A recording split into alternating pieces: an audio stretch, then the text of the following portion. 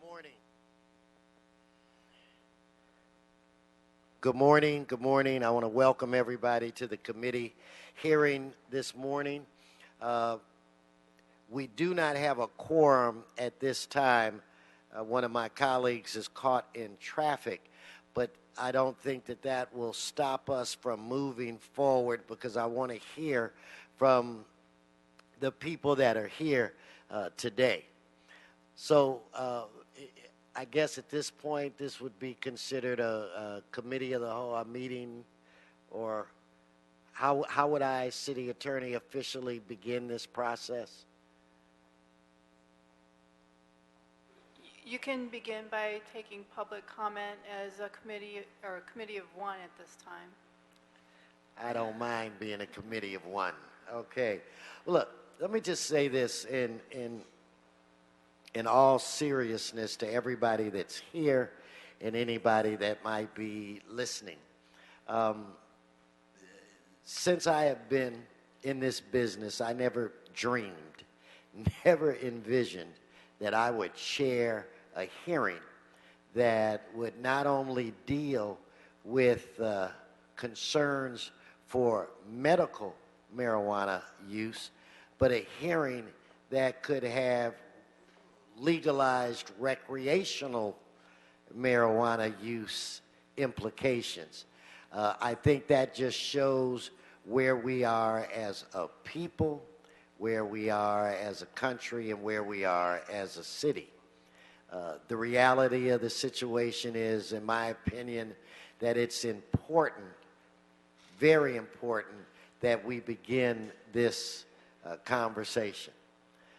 There was an article in the paper today that talked about how highly complicated legalization of recreational use of marijuana would be, but that it's likely to pass. So, with that said, and when we reflect back a few weeks ago when the County of Los Angeles, with all of the right intentions passed an ordinance that would put a tax on this industry to fund services for homelessness, their intentions and their heart was in the right place, but maybe it was done just a little too soon. So I think what is important to all of us is to find out everything that we can about this industry, from soup to nuts. And that's the process that we begin today. I think it's time for us to be adults. It's time for us to speak honest. It's time for us to talk about medical implications. It's time for us to talk about financial implications. I know for me, I want to ensure in the event that we as a state move in that direction, that there is minority participation at every level. I'm not going to sit here and not say anything when individuals are making money from the communities that I represent, but nobody from my community is engaged in the money-making process. So I have a variety of questions, and again, I think I have a responsibility to ensure that individuals that are black and brown and of all ilks are engaged in this from top to bottom. I had a meeting with the guy or people affiliated with something called Weed Maps. I didn't even know what the heck that was. I know now. So I need to know as much as I can, because maybe we as a city, come March or May, we may have to put something on the ballot. So it is important that we ask the people of this city to really engage in a conversation. So we're going to have a series of hearings like we've been doing with many big issues lately, because I want to hear from you. I want to engage individuals that are in the industry. I want to engage the community people. And those of you that know me know that my heart is with the neighborhood councils. I want to make sure that they're involved. And at the end of the day, whatever we do, I want people to say that the process was a fair process. Now, you may not agree with the product at the end of the day, but I want all of us to feel as though you had an opportunity to participate. So with that said, let us begin our conversation. Now, I have a whole heck of a lot of public comment cards. So we're going to start off this hearing with everybody getting a minute. But I want you to know that this is the beginning, not the end. I plan on having several hearings at various times of day, at various locations throughout the city of Los Angeles. So know that we'll be on the south side, we'll be in the valley, we'll be wherever you are. But let us begin our conversation. Agreed? Agreed? Okay, and I'm going to take as many cards as I can, and I'm going to try not to crack a lot of jokes, but it is kind of funny that we have such a big crowd this early in the morning. It would seem like what I remember from my youth, I would be asleep. But anyway, with that said, I'm going to need a little help with this card. Is it... oh, come on. That's somebody screwing around. I believe. Gabriel, is it Saltman?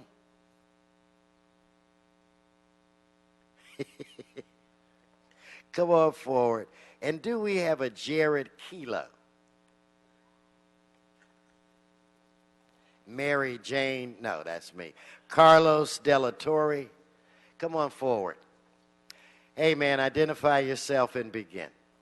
Hello, good morning. Thank you so much for your time. Yes. My name is Gabriel. I'm a member and a manager of the Higher Path Collective, which is a pre-ICO dispensary and Prop G compliant dispensary out in the Valley. I just wanted to say that in January 2013, after years of controversy, countless council meetings, and community discussions, the City Council approved Proposition D for the ballot. That consensus ballot argument was approved with over 62% of the vote and enabled a limited number of dispensaries to serve patients under very specific conditions with only limited immunity from prosecution. There was good reason then, and there is good reason now, to limit the number of dispensaries in LA to preserve harmony in our neighborhoods while still being able to serve the deserving patients living in the city. Whether that number is 100, 134, 200, as many as the city wants, it should be carefully considered by the council over the coming weeks. Thank you. Thank you. Okay, the next person, and I think, what is this? Tomer Gracian or Gracian?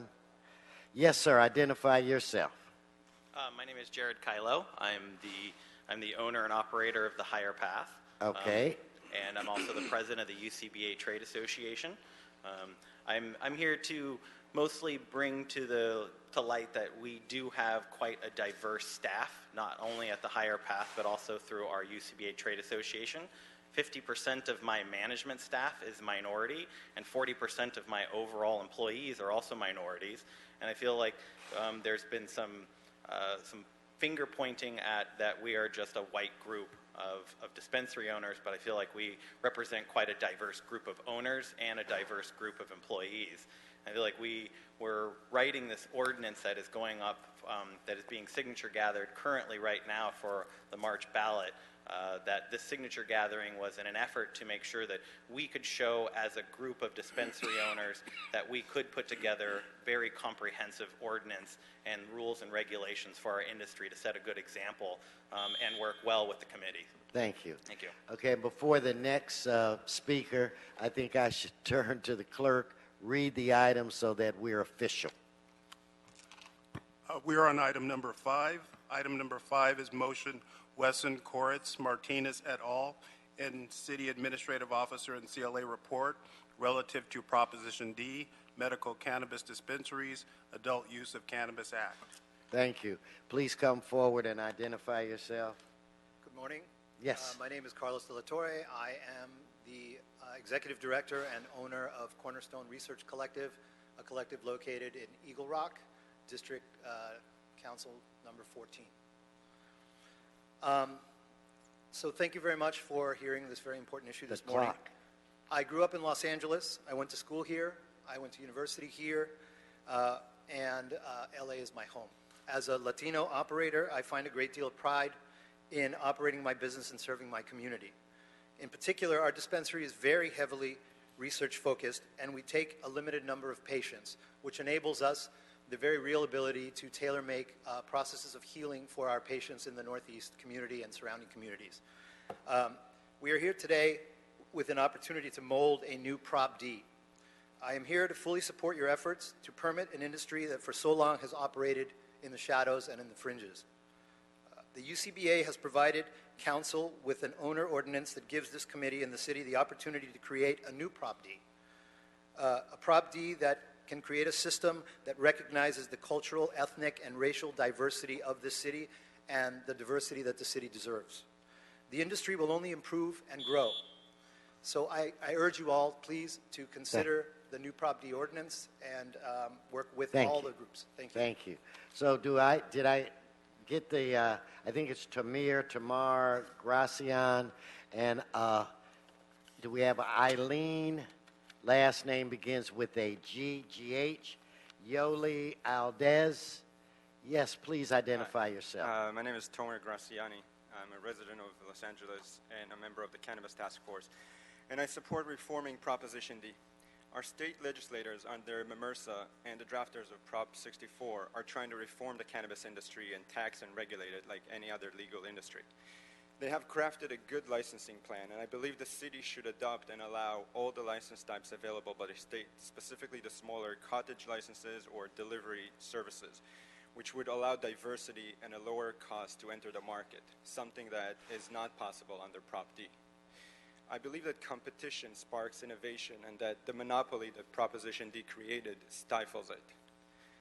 I urge you to allow people that are responsible and want to get into the business or are already a part of it to become fully licensed and regulated. And on a different note, I was looking at the hearing that was here on Tuesday online, and there was a guy that was cursing a lot, and he said that no one ever complained about him cursing. I think it was kind of disrespectful to you guys, so there would be a record now that Thank you. about that guy. Thank you very much. Thank you very much. Okay, please come forward and identify yourself. Good morning. I am Aline Gazarian. And I am the general Could do manager. that again? Hold her time. Last name? Gazarian. Okay, I think I could have got that one. Go ahead. I am the manager at Organic Green Treatment Center, a collective that is Prop D compliant. We are actually in your district, Councilman Wesson. Yes. We are trying to create a reasonable and easily enforceable permitting system. UCBA has spent thousands of dollars working with the community to shut down the illegal dispensaries. If left unchecked, the city faces not only the loss of tens of thousands of dollars and millions of dollars in tax revenue, but also the loss of trust in their residents and in their community.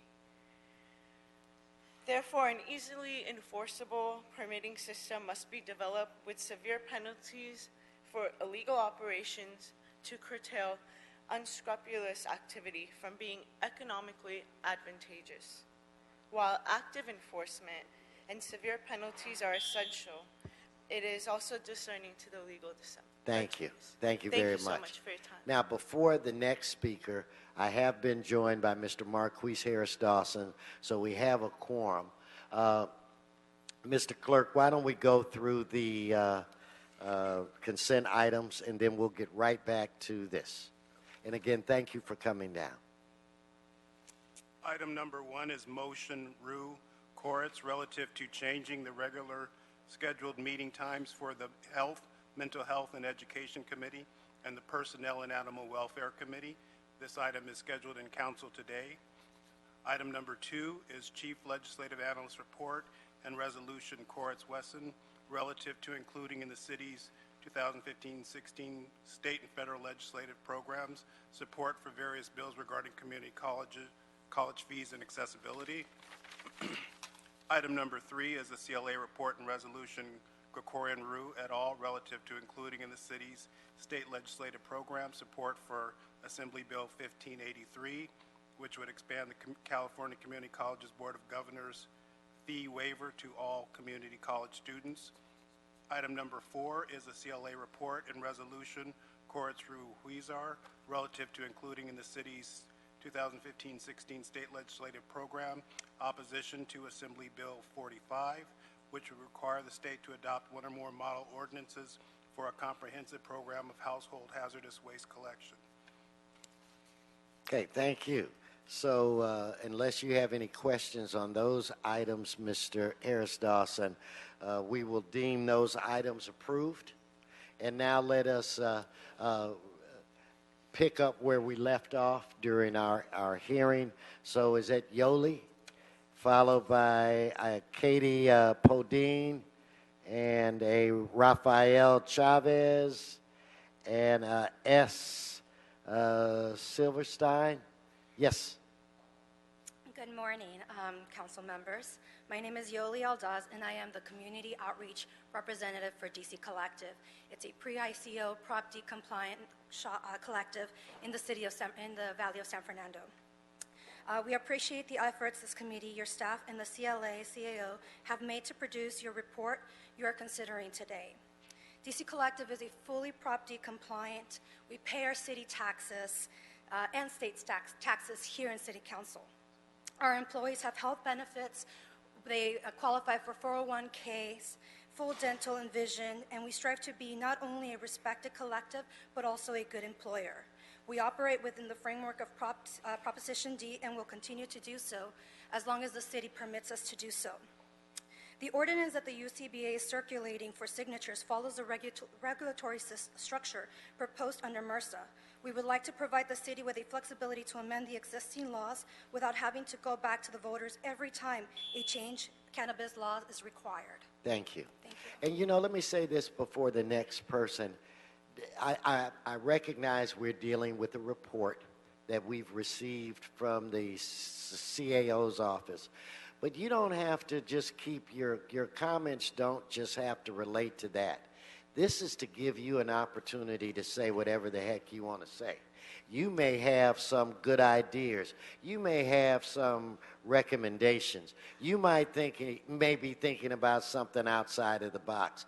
The real purpose for these hearings that we're going to have is for you to educate us, for us to educate the city, for us to just really have an adult conversation about this. So I don't want anybody here to feel limited. So anyway, thank you so much for coming. Thank you for the minute, and we are a... No, thank you. Thank you. If I give you more time, I got to give others more time, completely which means understand. we'll Thank have you, to sir. spend the night, the whole weekend here. I got So you. Thank you. let me get Miss Podine, followed by Mr. Chavez, and do I have Silverstein S? Yes. Good morning. My name is Katie Podine. I'm an attorney with Sealand Law Firm. I'm also a member of the UCBA. First off, I'd like to thank you for this meeting. And given what you just said, Council Member, I am going to focus on the report. It's okay. One thing I did want to bring up is, well, first of all, thank you for the report. It was very well thought out. And there is one issue I would like to address in it, and that's the fact that on page 15, consider other considerations, letter C, there was one point made about the license being tied to the land. And I would like to address with you now that that could lead to disastrous consequences if the license is tied to the land rather than the licensee. One of this would be that the licensee would need to reapply every time they would need to move locations. A second thing is that it would allow the licensees to, or the license to move between licensees easily. There's other considerations, but I can address that Send later. us a letter. Send a letter to Thank the you. committee. We will review everything. And again, thank you for coming. Okay, Mr. Chavez. Good morning. Jay Silverstein and Danny Faro. Yes, sir. Thank you for hearing this critical item. I'm a Latino operator of Green Cross. It's in Council District 15, and I'm also a UCBA member. And as a business owner and a compliant dispensary owner, I'm very frustrated that I have to operate within the rules of Prop D, specifically the hours of operation, while other shops are operating and advertising hours that are way past what Prop D allows. It's also difficult to pay my taxes, which I do so in cash, when others pay nothing and contribute nothing to the city. As an example, on Monday of this week, an illegal dispensary in San Pedro operating with impunity as a legal shop was shut down. So that was good. But the same shop opened up yesterday. Same exact people, same exact location. Yeah. You can read about it in the Daily Breeze. I'm not against the owner. They should have the right and opportunity to open, but I feel that everybody must also play by the same rules. So to answer the question, as your report suggests, should there be penalties? There should be. Yeah, I'm glad we're having this conversation, Mr. Chavez. So we together have to come up with a way to get a handle on all of this stuff. We want to be fair. We want to be equitable.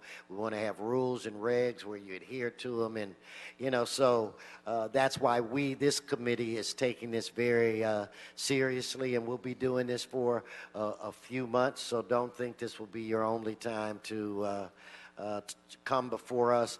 And I would invite anyone, if you want to send a letter, a document, please do not hesitate to do so. So if I could get the next speaker. No, thank you. Yes, sir. Good morning. Morning. My name is Juan Silverstein, and I operate Strain Balboa Caregivers here in Los Angeles. I'm also a member of UCBA. And just as a point of clarification, UCBA is a trade organization composed entirely of dispensaries who have been compliant with all city regulations for the last 10 years. I would also like to say that my partner and founder of my dispensary is a black man, and that 5 of our 7 managers are also people of color.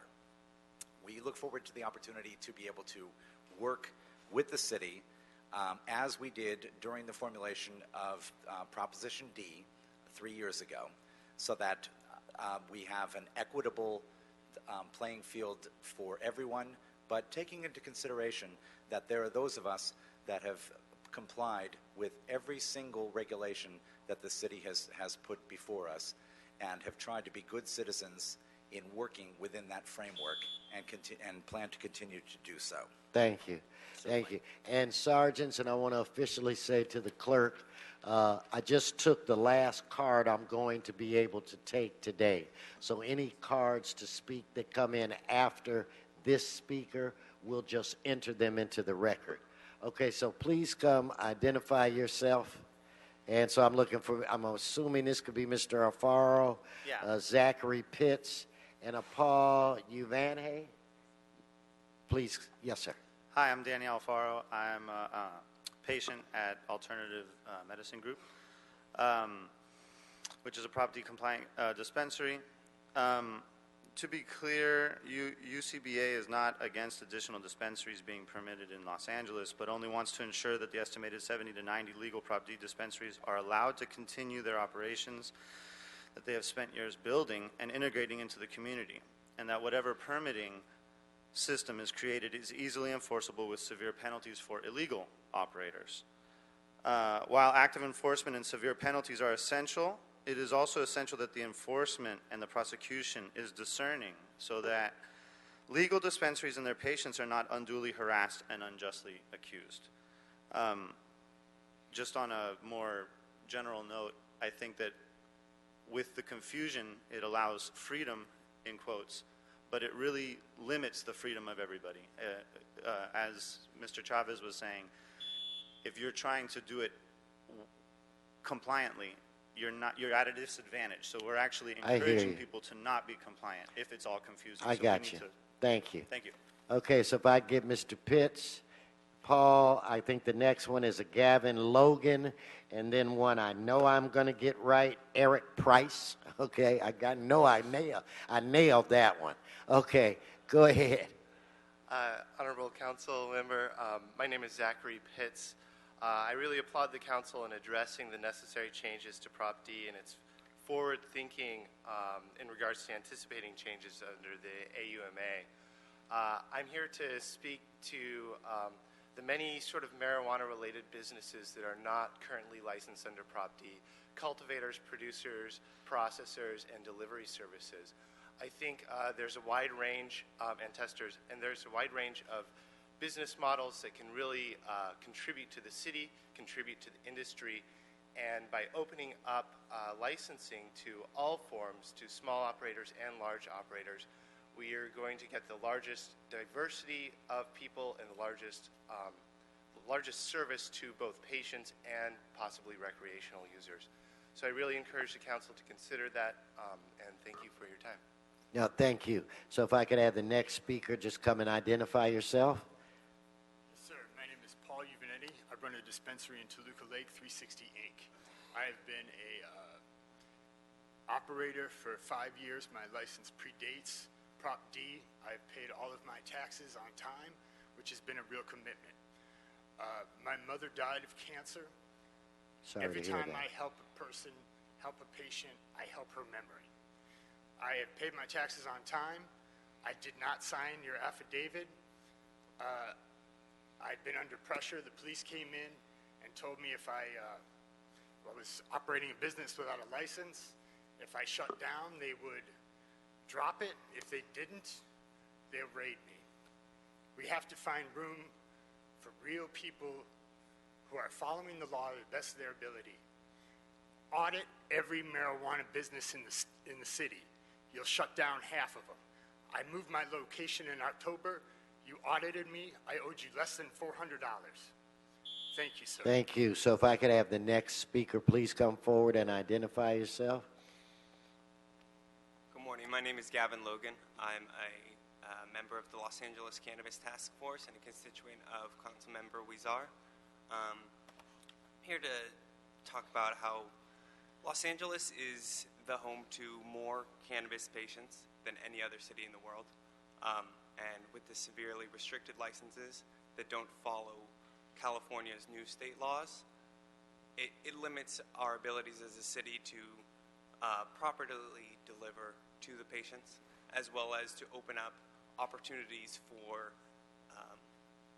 members of citizens of the city to have good paying jobs, to open up new opportunities, and not to have everything shipped in from out of the city.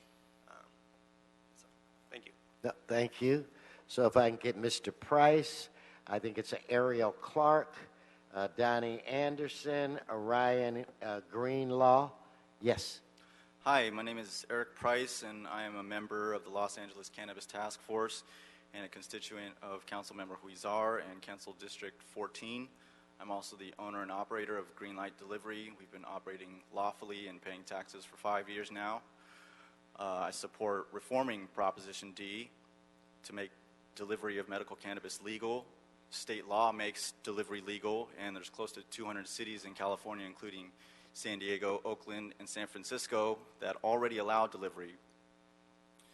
Los Angeles is the greatest city in the state, possibly the country, and we need to join these cities and establish laws to ensure the safe delivery of medical cannabis. There's a demand for delivery in Los Angeles. It's not going away. We need to regulate it and not prosecute it. And I thank you for your effort in creating a new medical cannabis policy in Los Angeles. Thank you. So if I can get the next speakers come forward. Hi. Good morning. My name is Ariel Clark. I am the chair of the Los Angeles Cannabis Task Force. First of all, I want to thank you so very much for the report that you provided.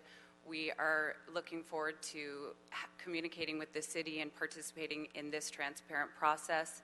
As well, your comments at the beginning of the hearing are thrilling.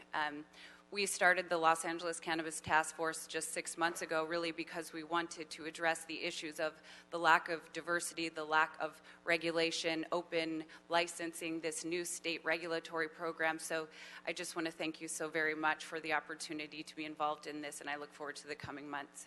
Thank you. Thank you. Thank you. Mr. Anderson? Good morning, Mr. Chairman. How you doing today? I'm on top of the world. Absolutely. Well, I just want to say thank you for opening up this forum for us to speak. But a lot of the people here that's speaking about their dispensaries aren't from my neighborhoods. I come from the Crenshaw district, and my people need some access to medicine too. So for us to be able to have access to medicine, we need to open it up for our communities as well. So that 134 number is north of Wilshire. Yeah, so let's bring some down to South Central and other areas as well. Thank you. Okay. Yes, sir. Hi, how are you? Ryan Greenlaw, and I'm a aspiring cannabis entrepreneur, and thank you as well for having this space here for people to talk. And ultimately, I'd like to echo your thoughts and my belief that minorities do have a place in this industry.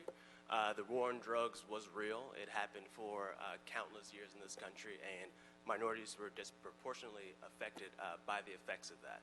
And it's really, I view cannabis as marketed deviance in that it's simply just a plant.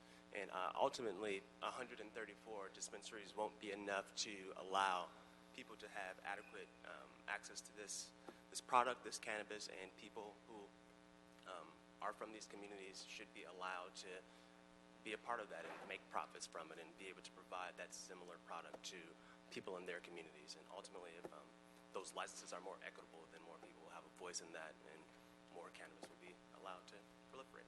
Okay, thank you very much. And you know, as we move forward, I want to be asking just your thoughts on things like, in the event that this recreational use deal is passed, how many dispensaries would we, or how many outlets, I'll call them for now, would we need to have an effect in driving down or driving out black market stuff? So I want to take advantage of this conversation to just learn a lot and again afford you the opportunity to just really state what's on your mind. So right now I'm looking for Hal Lewis, Hamidi Diallo, Gabrielle Guzman, and Fanny, last name with an A, Avedano or something. Come on forward. Hal, is that you? Yes, sir. Nice hat. Good morning. Good morning. My name is Hal Lewis, a resident of Los Angeles, and I support reforming Proposition D to authorize dispensaries beyond the so-called pre-ICO dispensaries. I represent a closed-loop nonprofit mutual benefit collective cooperative who works primarily with retirees in the motion picture industry. We also have a retired senator and retired judge on our board. We ask the City Council to consider developing a merit-based licensing system in all categories compliant with MCRSA and to examine licensing of storefront dispensaries based on the needs of the marketplace and zoning considerations without limiting to pre-ICO dispensaries. Create market diversity by allowing people of color as well as small and medium-sized businesses to obtain permits. License delivery services that are not associated with storefront dispensaries. Most of our members are in their 60s and 70s, and some do not drive and are at the end of life. State law makes delivery legal in close to 200 cities in California, including San Diego. Sorry, Thank you. I'm out of my time. Thank you, sir. Okay, but thank you for coming. Thank you. Please identify yourself. Good morning. My name is Hamidi Diallo. I'm with the LA Cannabis Task Force. To answer your question in terms of the market and how many outlets you would need, right now, the best thing I can think of is that it would be analogous to what 7 million residents in LA is. You know, we have this is analogous to having 134 gas stations in the city. So in terms of how many dispensaries you need, think about it in terms of gas stations that you would need throughout the city to give people the access that they require or that they need. And with the market, it's going to be influenced as well by allowing delivery services. So it's not just a matter of shops to serve the population, but allowing delivery services, allowing other outlets, allowing edibles and things of that nature, so that the community and patients and everyone and all can have appropriate access. Thank you. Okay, well, thank you. I've already learned a lot today. Yes, sir. Good morning, honorable men and women of the City Council. My name is Gabriel Guzman. I'm here representing Latinos for Cannabis in the California Minority Alliance, and we are here today to discuss minority equity and the industry's lack of diversity and equal opportunities for people of color. Diversity is a particularly big problem within the industry for two main reasons. The first is cost. Many states require outrageously expensive applications and licensing fees that can easily run into six-digit figures, making it harder for people of color to participate in launching a cannabis business. Ridiculously high financial fees are the first barrier, since we typically lack the privileges, resources, and capital that our white counterparts do. The second reason is that state laws currently disqualify applicants in achieving business licenses if they have criminal records, such as misdemeanor charges due to possession. Because minorities have been affected by the most on the war of drugs, many have a criminal record and therefore are barred from participating within the industry. We are asking that the city allocate more medical marijuana licensing to local minorities, especially in those neighborhoods disproportionately affected by the war on drugs. Thank you for your time. Thank you. So is this Fanny, followed by Eric Holstrom, I think Charlene Osman, and I could be wrong, Ruben Honig? Yes, ma'am. Good morning, Honorable City Council. My name is Fanny Avendano, and I'm a Los Angeles resident, and I'm here to represent California Minority Alliance and Latinos for Cannabis. I support reforming Prop D to allow an inclusive cannabis industry. There is a dire need to make licensing accessible to and attainable by minorities, giving us an opportunity to become legitimate stakeholders by building equity and benefiting from the economic empowerment made possible through the burgeoning cannabis industry. I ask and implore for your help in bringing about justice and reparations to the group of people that have suffered the most and continue to suffer the war on drugs. Latinos currently represent the largest minority in the United States and majority in California. Despite these facts, we continue to endure social, political, and economic marginalization. Oakland, as you know, may already. Okay.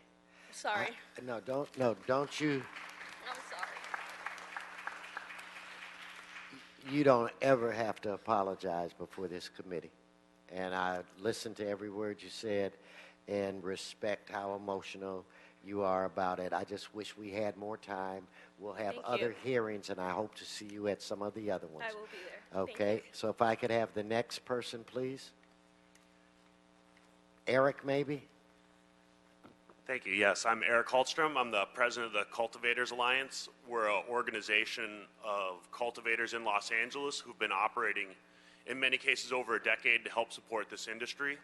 We look forward to hopefully working with you guys on how to create good regulations that will encourage new cultivation businesses to be regulated, permitted, and come fully into the fold of our community. Our aspect of the industry probably represents tens of thousands of jobs, and most of these jobs are good-paying manufacturing jobs. Surveys of our memberships found that most jobs in the cultivation and manufacturing pay over $20 an hour, which in our city, I mean, these are good manufacturing jobs. So we're also working closely with the Minority Alliance and other industry groups, GLACA, and other stakeholders. We're trying to unify a lot of the industry of people who actually have small businesses in this city together to work with you guys on how to create this industry to be an economic powerhouse in our country. Thank you. Hey, Eric, I'm going to ask you a question. I want you to quickly define what a cultivator is. A cultivator is somebody that grows cannabis to provide to the dispensaries. If you look for the last 10 years, the shops are allowed to sell it, but nobody's really addressed where it comes from. And so this void has been filled by people in the city, and particularly the activist community, to provide the shops the medicine to give to patients. And there's nothing in place now to ensure what's put in the soil and all of this stuff when you're cultivating. it's so complete- if I wanted to just sprinkle anything in there, I could. Unfortunately, yeah, there are no standards as So to there could be some things that are unhealthy. See, so that just the reason why I stop you, so don't think I'm picking on you, is it just shows that this is just another area where we need to have a serious conversation about as well. So anyway, I appreciate you coming down, and I have a feeling I'll see you again. I think you will too. Thank you so Okay, much. if I could have the next speaker. Yes. Good morning. My name is Saline Osman, and thank you so much for hearing us this morning, Councilman. I'm the proud owner of the One Love Holistic Collective, and I am here to represent, I actually am a member of the California Cannabis Task Force, as well as the California Growers Association, as well as the California Delivery Alliance. I'm here to represent delivery and to urge your hearts and minds to be changed where delivery is concerned. It's so essential to this growing, beautiful industry that we're providing for true medical and help. We have so many patients that really can't get out of their beds to find one of those 130, whatever you're saying, dispensary storefronts. It is such an important part to this growing industry. Delivery has to have its own licensing. So please consider us. Thank you so much. Thank you. So I'm going to assume I've got Mr. Honig behind you. So I want, I think it's Angel or Angel Tiger, Michael Chernis, and Daniel Sosa. Yes, sir. Good morning. My name is Ruben Honig. I am the Assistant Chair of the Los Angeles Cannabis Task Force. First and foremost, I'm a patient in this industry. I suffered for 17 years with Crohn's disease, and I moved to California to have access to medicine. The reason why I'm standing here today is because of medical cannabis, and I am grateful forever to this plant. Thank you, Council President Wesson, for your words earlier today. We are very excited for transparency in the process. Thank you for allowing stakeholders to be involved in this process, and I look forward to further meetings and further hearings, and analysis of the staff report. And thank you so much. Thank you. Didn't we have an Olympian gold medal winner that suffered from Crohn's disease?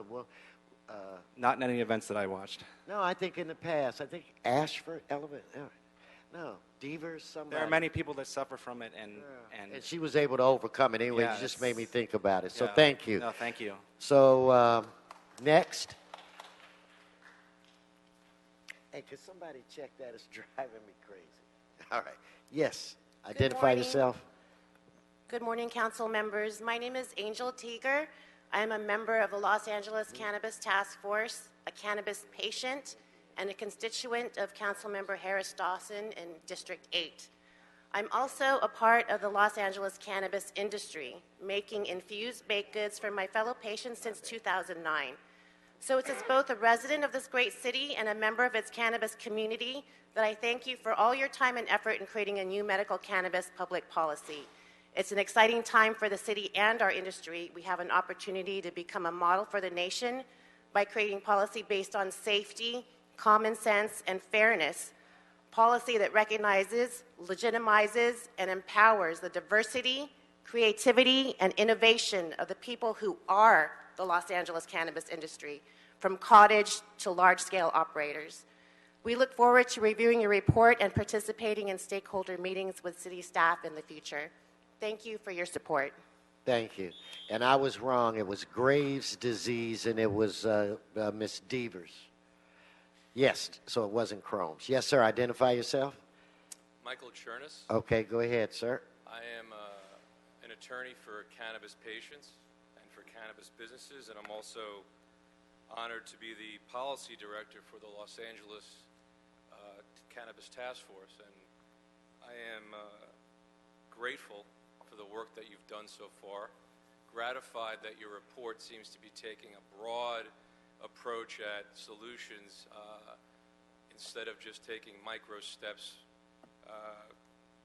And I'm hoping that we can work together and be a resource to you in helping us cultivate a new architecture for the cannabis industry in Los Angeles as we move beyond this prohibition era. I hope that in doing so you have an open mind, that you view my clients and the task force members and the cultivators as legitimate business people and not people that need to be constrained and who are going to be criminals.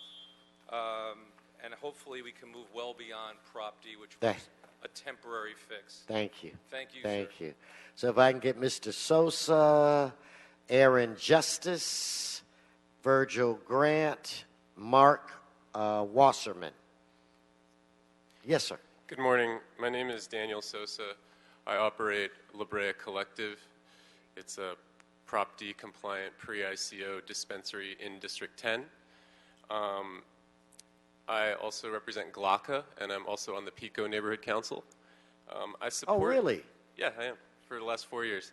I support the city's efforts to open up the industry, but specifically, I support priority licensing for the Prop D compliant dispensaries. The Prop D pre-ICO dispensaries have endured a lot of hardships over the last 10 years, and we are the ones that have really been driving this industry on the ground and taking a day-to-day risk each day, risk of raid, armed robbery due to having such a high-value item. And I think that just due to us being here for so many years, I think that priority licensing would be in order for the 135. Okay, Daniel. Thank you for your service on the neighborhood council, and be safe out there. Yes, sir. My name is Aaron Justice. I'm Okay. the president of Buds and Roses Collective in Studio City. We are Prop D. I love these names, you guys. We are Come on. Prop D compliant, and this is our 10th year in business. I sit on the board of directors of the Greater Los Angeles Collective Alliance, the California Cannabis Industry Association, and the National Cannabis Industry Association. Therefore, you see I take this industry very serious, and it shows in our day-to-day operations. For many years, we have self-regulated far beyond what the city and state demands, and we cultivate much of our cannabis in-house as the law allows.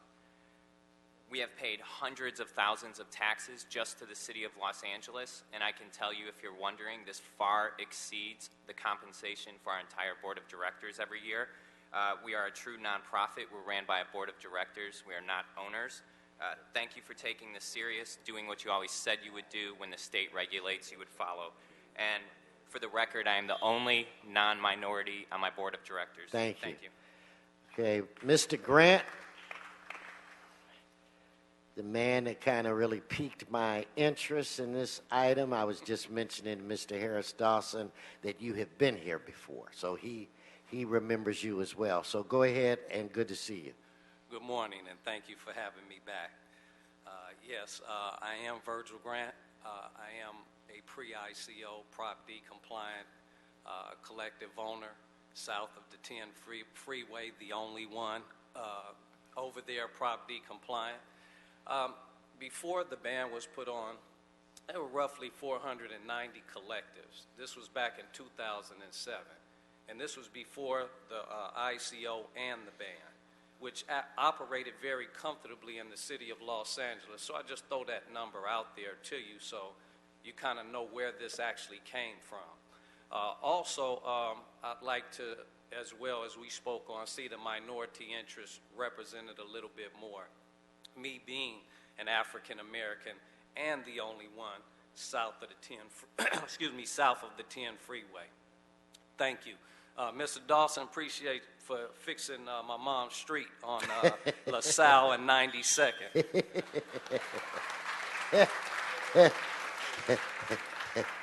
He said they're still over there working on it now.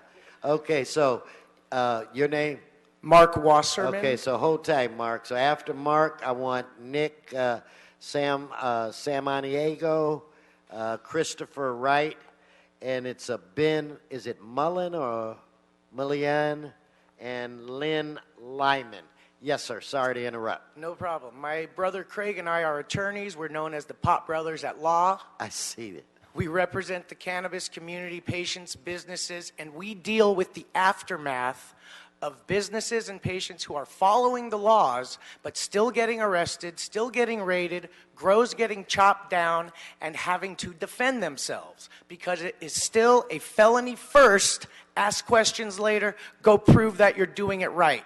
And education needs to be brought to law enforcement. They are continually arresting people for concentrated cannabis because they think it's heroin and it's just flour. We go into court, we get these cases dismissed, but people have to go through this process unfairly.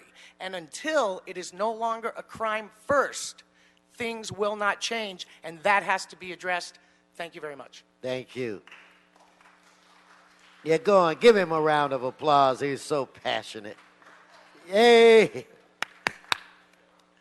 All right, man. Identify yourself. Good morning. My name is Nick Samaniego, and thank you for the opportunity to be here today. Instead of reading from the remarks, I'd just like to say thank you for opening the dialogue on such an important issue. My colleagues, myself, and many more of us here in the community, I think, we want to be willing and active partners in the fight to move this forward and take it out of the shadows, strip away the stigma and the misconceptions, and really show that there is so much positivity that can come from allowing us to operate the right way. So thank you again for considering a sensible and responsible system for permitting, for cultivation and distribution here in Los Angeles. I know that throughout the course of this whole process, you're going to be peppered with a lot of suggestions and recommendations, but I think the one thing that we can all agree on is that we want to do this legitimately. We want to take it, as you said, out of the hands of the black market and really be a beacon of positive change for the communities that we're operating in. Thank you. Thank you. And I think we want to take advantage of this period to put folk with different points of views together so that you can both understand the concerns of each different side, so to speak. And I think that that's how we'll make progress, when we can put everybody in the same room and kind of talk things out. Yes, sir. Identify yourself. Hello, my name's Christopher Wright. I am the host of 101.5 FM KOCI, Cannabis Talk 101. I currently work with cities like yourselves and consult with city council members about this exact situation that Los Angeles is going through. Not only, here in Los Angeles, I'm originally a native of Los Angeles. I now live in Orange County. Okay. However, I think it's important to remember we have military, we have professional athletes, we have, people with diseases that are terminal that are using marijuana as an alternative to stay away from your big pharma, your pills. This is what right now marijuana has become on the medical level. There is a recreational field, but I think it's very important that you and everybody else realizes that you're making the right decisions by putting this forum together for everyone. And I think it's important that everyone here gets together as well and puts together. Thank you. So again, I can't quite make out this last name, but with the California Minority Alliance, first name Ben, last name with an N. I thought it was Millen or Milan, but I could be wrong. So I'm asking for that person to come forward. Ben with the California Minority Alliance. You might be Miss Lyman, okay? And then I want a Leslie O'Franz or something like that, and a Cat Packer. Yes, ma'am. Identify yourself. Good morning. My name is Lynn Lyman. I'm the State Director for the Drug Policy Alliance. We are an organization working to end the war on drugs, and we are one of the proponents of Prop 64, the Adult Use of Marijuana Act. We've also been part of every legalization effort in the country, as well as internationally. We remain gravely concerned about LA's history of regulating cannabis, or I should say lack of regulating cannabis. Yeah, I was getting ready to say history. We're here to be a resource. We're very concerned especially about the UCBA proposal that's been circulated. Not only is it bad public policy in a number of ways, it codifies discrimination. It also exacerbates the inequities of past law enforcement practices that have left us with 500,000, I don't know if you saw a report out yesterday, 500,000 people have been arrested for marijuana in California in the past 10 years, primarily black and Latino young men. This, despite the fact that white people use and sell drugs at higher rates. So I encourage LA to engage in a process that's much more inclusive, equitable. Thank you. Thank you. Well, that is one of the main goals of this committee, is to at least ensure that that conversation take place and that folk hear us. Okay. Yes, sir. Please come forward and identify yourself. Good morning. My name is Benjamin Landaverde. I'm an insurance broker with SoCal's Best Insurance. I am an insurance broker that specializes for the cannabis industry. And I'm just here to promote the legitimacy of this industry and the unfortunate situation that most of the LA City and the areas here surrounding don't have the proper permits to be properly insured. And I believe those things need to be put in place, not only to protect the businesses, but also protect the city themselves and to promote the legitimacy of the industry. I myself have been a victim of the war on drugs. I have family members now in jail because of cultivation and of different operations that they are involved in the industries. So I believe this is a new future that's coming about, and we definitely need to put things in place to get everything in order and to create equality amongst everybody. So that's what Thank you for coming down. So if I could have next, if there's a Josh Drayton, you should come get in line, and a Susan O'Leary. Yes. And then whoever was next was Leslie. Come on. Yes. Hi, my name is Leslie Otañez. I'm with Drug Policy Alliance. As my former colleague Lynn said, we're here to promote just and inclusive regulation, and I really encourage the council to look into the other models that we have up in the Bay Area, like Oakland, San Francisco, and Berkeley, not just for their tax structure, but for their inclusiveness, their equity program, and that takes into consideration residency, but also the formerly incarcerated, and gives tax incentives, tax breaks. And thank you again for your consideration to reform Proposition D. Thank you. Please, identify yourself. Hello, Honorable Council. My name is Kat Packer. I'm with the Drug Policy Alliance. Kat, nice tie. Thank you. Thank you. Okay. Are you wearing a pink tie as well? There we go, pink tie. As I said, my name is Kat Packer. I'm with the Californians for Responsible Marijuana Reform. Drug Policy Action is one of the proponents for the Proposition 64, which will be on the ballot for November. We look forward to working with Council specifically, should Proposition 64 pass, to talk about what the impact of Proposition 64 will be here in the city of Los Angeles. Specifically, we would like to engage with Council to talk about not allowing for there to be discrimination against folks with felonies. As we know, Drug Policy Alliance is specifically an organization intended to end the war on drugs, and we know that this has specifically been leveraged against communities of color. So for that reason, we intend to make sure that there is not discrimination against folks who have felonies, and that there is access for new industry participants. Thank you very much. Thank you. Hey, Kat, do me a favor. See the young man over there? But he's got a question for you. But when you finish with Mr. Harris Dawson, would you go over there and chat with him? I have a couple of questions I asked him to ask you. So, yes. Absolutely. Thank you. So thank you so much, Kat. So the folks from DPA have all cited discriminatory regulation or enforcement. And I'm just curious about specifically what you mean, more in terms of what specific practices you're referring to. And I think we all know about the disproportionate arrest and harassment and all that. But how does that get down into specific policy questions? So specifically what we're talking about is the need to allow access into the industry. When we talk about how we know that the war against drugs has been leveraged specifically against communities of color, to not allow people with felony records to participate in the industry. Like the UCBA initiative specifically, their initiative prohibits people with felony convictions, drug felony convictions, from being a manager. That means that there are going to be less black and brown people who are allowed to be managers. That's not the type of policy that Los Angeles needs to support. Thank you. Okay, would you? Okay, so I'm going to assume I have Josh, and then I want Susan and Yamalef Balanos. Yes. Good morning. My name is Josh Drayton. I'm the Deputy Director of the California Cannabis Industry Association.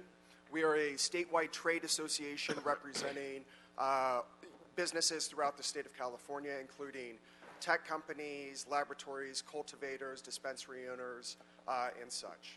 We worked hand in hand for the passage of MMRSA with state legislators and labor.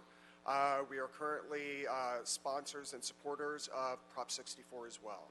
Our subcommittees continually create white papers dealing with manufacturing, cultivation, all sorts of regulatory issues that we are continually presenting to Lori Ajax and the different departments that will be dealing with the regulatory structure. We offer our assistance in any way possible to open up this market, to encourage regulation, to encourage operators to work in the regulatory structure and not in the illicit market. Thank you. Thank you. Okay, if I could have next. Then I'm looking for, is it Justin Karagi or Karaji? Yes. Hi, I'm Susan with Brownie Mary Democrats of California. We also support delivery, especially for the largely ignored non-ambulatory senior patient populations living in adult residential care facilities and hospice care.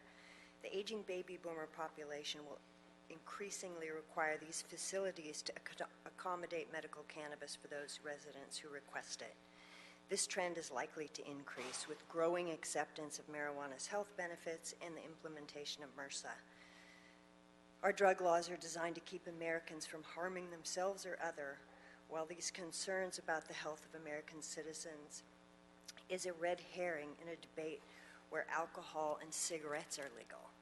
Nearly everything that humans do, from driving cars, flying in planes, or playing baseball, is more dangerous than ingesting cannabis in the privacy of one's home. Thank you. Good morning, Mr. Weston and Hi. Council. I'm Yamulet Bolaños. I've seen you before. Yeah, a lot of times, Yeah, darling.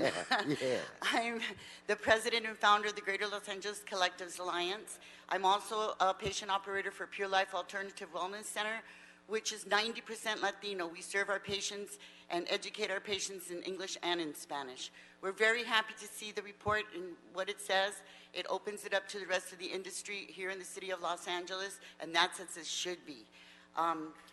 We also support priority licensing for Prop D because Prop D was passed with 62% of the voters, and we feel like we earned that spot.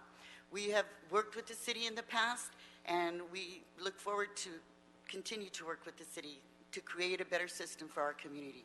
Thank you so much. Thank you. Nyabingi Kuti would be next. Alexis D'Angelo. Yes, sir. Identify yourself. Good morning. My name is Justin Karanji. I'm simply a resident of the city of Los Angeles and a member of the LA Cannabis Task Force.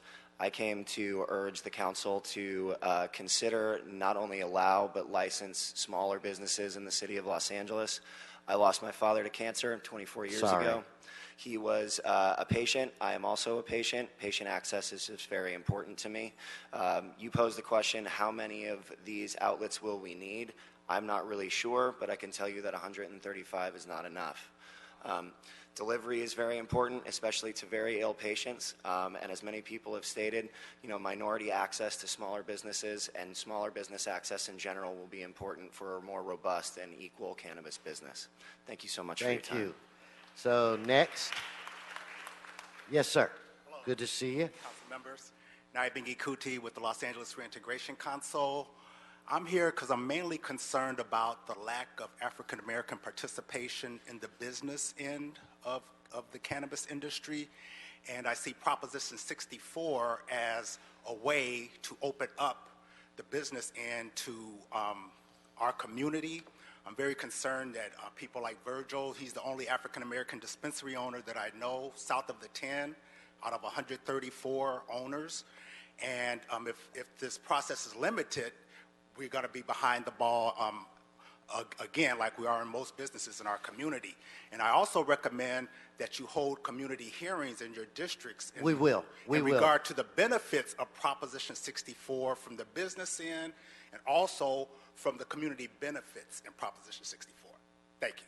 And like I said, you know, we're going to have hearings throughout the city at different times, you know, so everything won't be at 8 o'clock in the morning. Okay. And we'll be all over because we want to provide easy access, and we do really want to hear from everyone. So thank you. Okay, thank you. Next.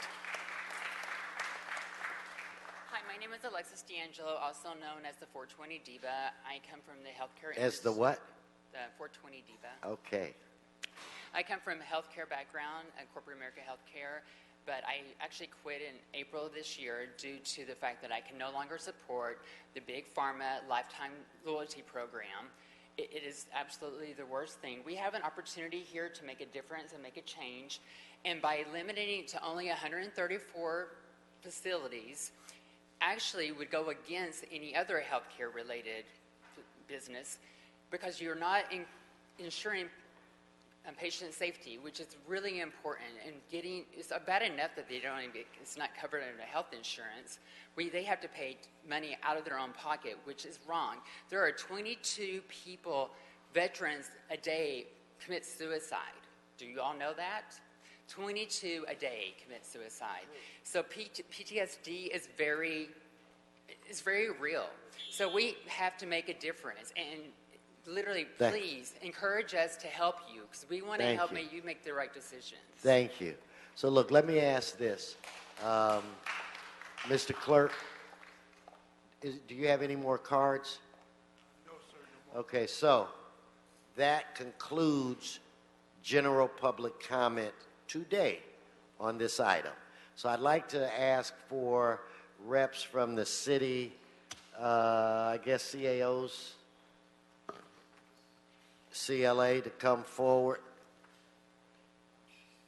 And if you could give us a brief overview of the highlights of your report.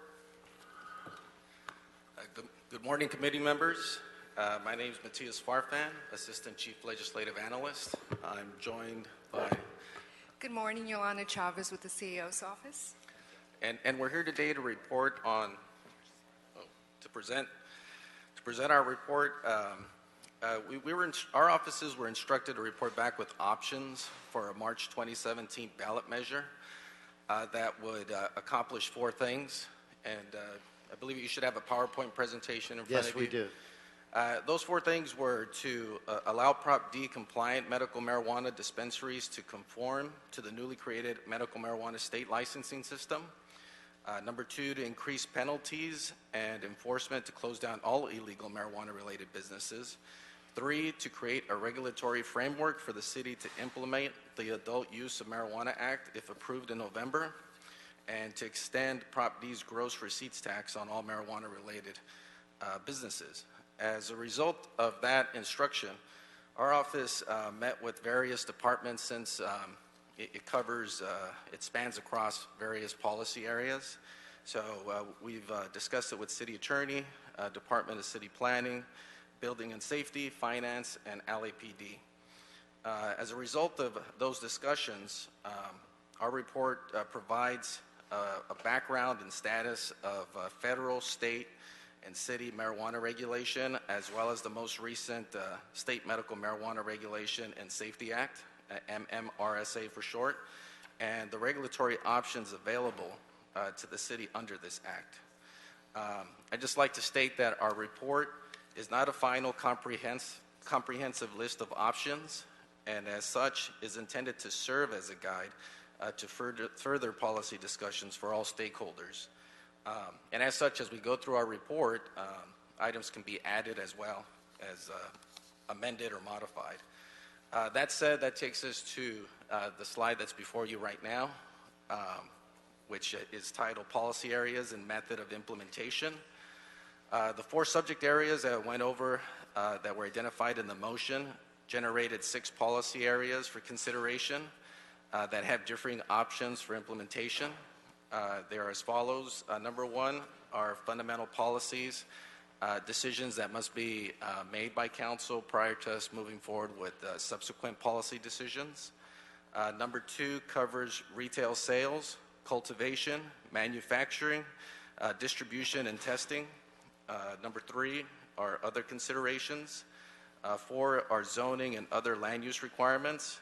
5 covers revenue, both fees and taxes. And the last one covers administration. With the exception of taxes, all of the above policy areas may be addressed through ordinances and administrative actions.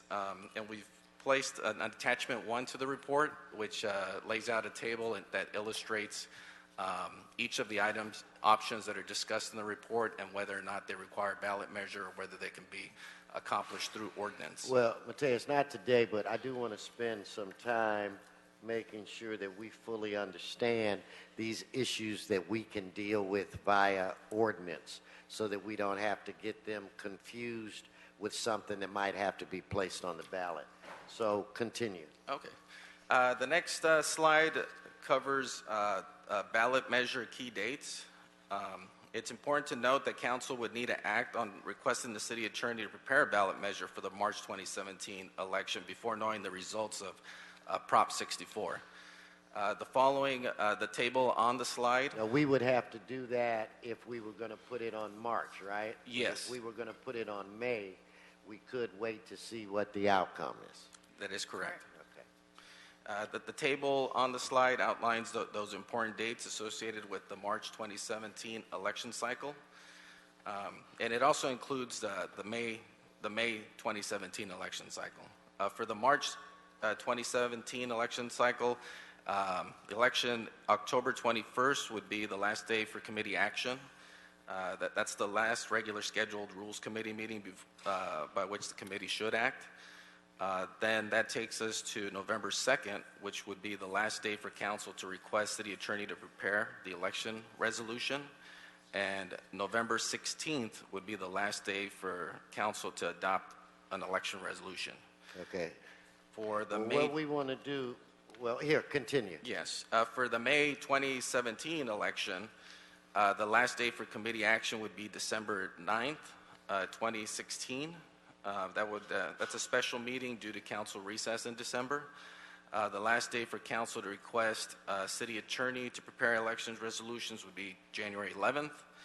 And the last day for council to adopt the resolution would be January 25th. Okay, well, just I think what's more important to us than anything else is that we do the very best we can to try to get this right. We do the very best that we can to ensure that we've received as much input as we can from the community and from those that are actually involved in the industry. So it helps us a great deal to kind of know what these parameters are. But we will not be driven by this.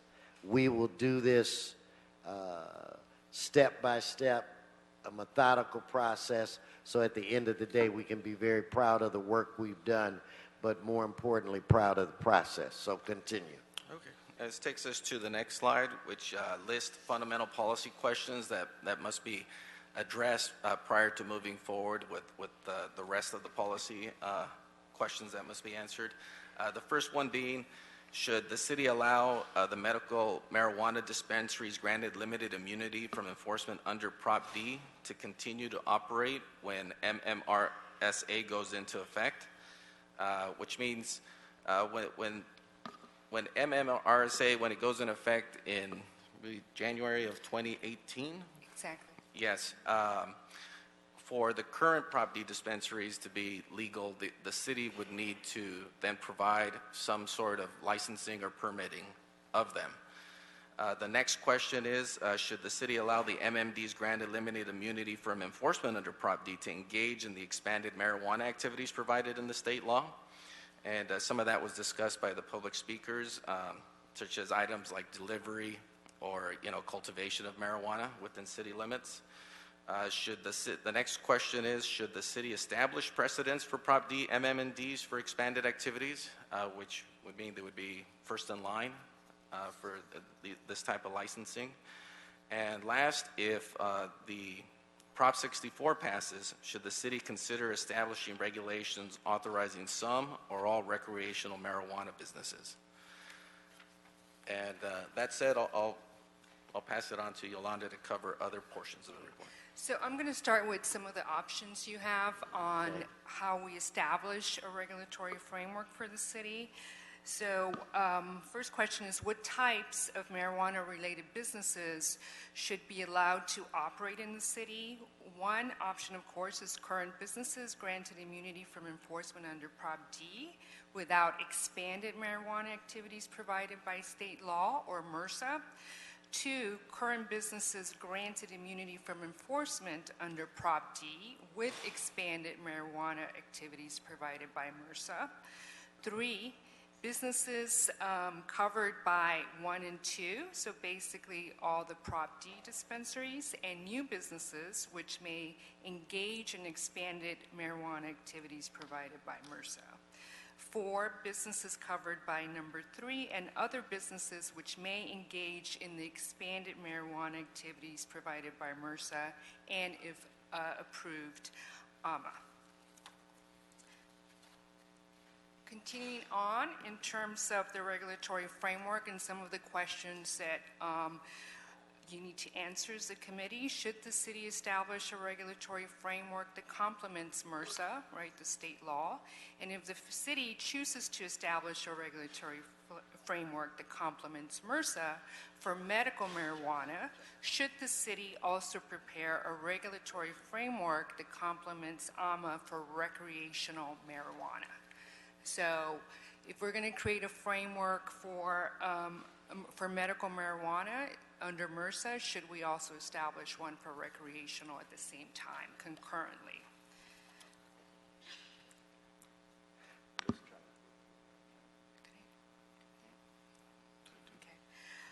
In terms of retail sales, cultivation, manufacture, distribution, and testing, the key questions before you are, should the number of marijuana-related businesses, or MRBs, within the city be capped at 135? Should the city authorize medical marijuana dispensaries, or MMDs, under Prop D to participate in other MRB activities? If yes, should Prop D MMDs be subject to the same regulation and standards? Next question, should Prop D medical marijuana businesses be considered one category of marijuana businesses, and all other marijuana-related businesses be considered under separate categories? Should commercial cultivation occur within the city? If so, should commercial cultivation be limited to industrial or agricultural zones? Continuing on with these questions, should commercial manufacturing occur within the city? If so, should commercial manufacturing be limited to industrial or agricultural zones? Should marijuana delivery be allowed, and if so, under what circumstances? Should the city require the Department of Water and Power to assess electrical systems used by medical-related businesses and require electrical systems upgrades for operations as identified by DWP? Which city department or departments will be responsible for conducting inspections? LAPD, Department of Building and Safety, Finance, or a combination of all 3 departments? Should measures be taken to address public safety impacts? We also have a list for you of other considerations that you may wish to review. Create criminal and administrative penalties and give the regulatory authority the ability to suspend and or revoke a business license or any permit or authorization, require annual renewal of licenses, permits, and possibly require all employees to have a permit to work in a marijuana business, similar to the city's regulation for employees involved in ammunition sales. Regulation and permitting process that clearly state which businesses are authorized and which ones are not. LAPD, Department of Building and Safety, Department of City Planning, and Office of Finance currently have no way of knowing which medical marijuana businesses are legal without significant research. And another consideration is whether licenses should be tied to physical locations and not to individuals. Finally, on land use, zoning and land use requirements, the questions before you are, should the city add medical-related businesses to the official use list of the city? Should the city place proximity limits on medical-related businesses added to the official list of the cities? In terms of revenue enhancement and fees, nationwide, regulated marijuana sales equaled more than $2.7 billion in 2014, as you can see by the slide there. By 2020, that revenue is expected to reach $21.8 billion. So the question before you are, should all marijuana-related businesses be taxed at the same rate? What types of inspection and or permit fees should be charged to marijuana-related businesses? And what types of penalties should be charged to these businesses? On the administration side, in terms of administering the framework, should marijuana businesses be regulated through the city's conditional use permit process, or CUP? Policy options to consider if the CUP process is not acceptable include: 1, establishing a city board or commission to oversee the regulation of marijuana-related businesses, or 2, creating a new panel under the authority of an existing board or commission to manage the city's oversight of marijuana-related businesses. And finally, should the entity responsible for regulating marijuana-related businesses be part of an existing department? So with that summarizes the key questions in our policy options in our report, and we'll be happy to entertain your questions. Yeah, well, let me just say this. I want to thank both of you personally in your offices. You do great work. It's appreciated. I don't want you to think we take you for granted, even though sometimes we may. That's a solid report, a solid step in the right direction. One of the things that I think that's important for all of us to recognize and be proud of is that we are Los Angeles. We are LA. The things that we do, people watch over the entire planet. So we have a responsibility, I think, on every issue to try to lead the way. So one of the things that I would request of you going forward, that we spend a little more time trying to figure out, in the event that 64 passes, how we deal with that. Why don't we be proactive and try to deal with those issues sooner rather than later? Because I would think most people, if they tried to handicap it, it would have a better than 50% chance of passing. So to me, it only makes sense that we try to get in front of that. So I'd like to see a report back that really puts some emphasis on that, recognizing that the work that we do in the city of LA will be reviewed throughout this entire state.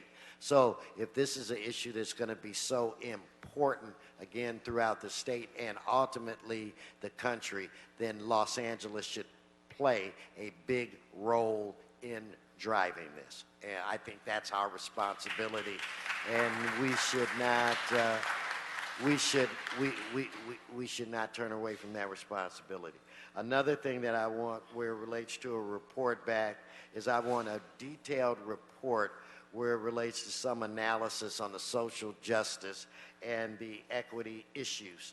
So I really want an analysis of what occurs in other parts of not just the state but the country to try to ensure that individuals from all communities are afforded an opportunity to participate. Mr. Harris Dawson, I will be submitting to the staff other requests for report backs, and I'm not going to go through all of those things today. But again, the things I mentioned, and I want to spend a little time in making sure that we understand what we deal with via ordinance and what we have to deal with via ballot measure. So with that said, do you have any other questions?